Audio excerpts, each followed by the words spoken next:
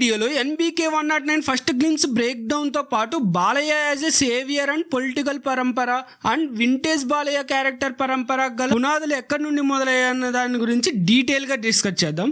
Hi, this is film done.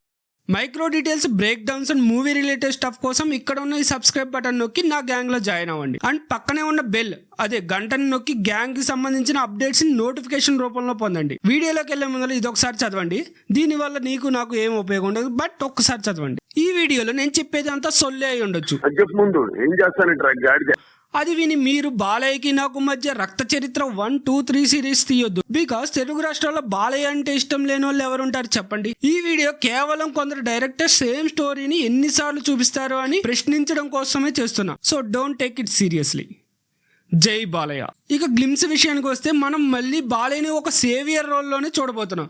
NBK 109 first glimpse ని సరిగ్గా observe చేస్తే ఒక విషయం క్లియర్ గా అర్థమవుతుంది. ఏదైనా ఒక పొలిటీషియన్ తన సొంత ప్రయోజనం కోసం ఒక డ్యామ్ పేరుతో అక్కడున్న రేర్ మెటల్ ఏదైనా తవ్వుకునే క్రమంలో అక్కడున్న అడవుల్ని అండ్ జనాల బ్రతుకుల్ని తగలబెట్టడం నుంచి ప్రజల్ని ప్రకృతిని కాపాడడానికి వెయిన్స్ లో రక్తం బదులు నిప్పులు పారే బాలయ్య ఈ భూమి జోలికి వస్తే ఈ డ్యామ్ లో పారేది నీళ్లు కాదు నిప్పులు అని అఖండ ప్లస్ లెజెండ్ మిక్స్ స్టోరీ అయితే నాకు ఈ గ్లిమ్స్ లో క్లియర్ గా కనపడుతున్నాయి. అండ్ మ్యాన్షనోస్ తో ఎంట్రీ వేరే లెవెల్లో ఉంది. అండ్ మేబీ ఇదే సీన్ మూవీలో బాలయ్య బాబు ఎంట్రీ కూడా అయి ఉండొచ్చు. 1994 లోనే భైరవ ద్వీపం లాంటి ఫ్యూచరిస్టిక్ మూవీ తీసిన నందమూరి నటసింహం ఈ కాలం డైరెక్టర్లు రొటీన్ రొట్ట సేవియర్ క్యారెక్టర్స్ అండ్ 4 సింహం డైలాగుల వరకే అంకితం చేస్తున్నారు. 2014 లెజెండ్ ఇండస్ట్రీ బ్లాక్ బస్టర్ తర్వాత బాలయ్య మూవీ అనగానే సేవియర్ అండ్ బాలయ్య మూవీ అంటేనే politician as a rowdy or villain role ఏదో ఒకటి కంపల్సరీ ఉండాల్సిందే. అండ్ బాలయ్య మూవీ అంటేనే డ్యూయల్ రోల్, అందులో ఒకటి వింటేజ్ అండ్ ఒకటి ఓల్డ్ ఏదో ఒకటి ఉండాల్సిందే. 2014 లెజెండ్ తో మొదలైన ఈ సేవియర్ అండ్ పొలిటికల్ పరంపర